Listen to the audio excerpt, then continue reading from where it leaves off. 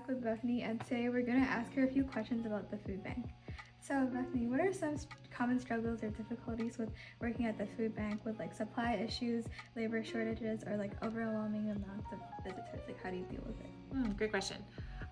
We do have a lot of people who are needing support. Those numbers just continue to increase, so we have to decide what we can do and what we can't do.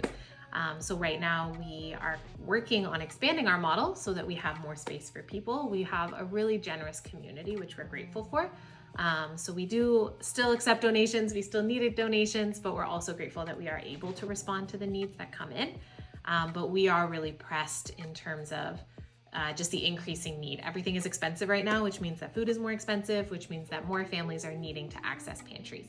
A large percentage of people in the GTA rely on pantries and food banks, and so we're feeling that crunch of trying to make as much space as possible while still being able to maintain that with the supplies that we have, with the volunteer team that we have, so that we can continue to do that year over year.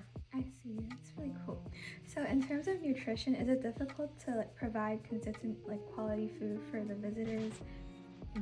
Yeah, great question too. Nutrition is something we definitely think about. We want to make sure that we're providing kind of a broad spectrum of food, especially in York Region where we have such a diverse community with different cultures and backgrounds and needs represented. We try to provide kind of a diverse amount of food and a diverse variety of food for people. We do try to provide as nutritious as we can while it's still being what we call shelf safe or non-perishable. So we want food that is not going to go bad week over week, so we rely on cans and dry food and things like that.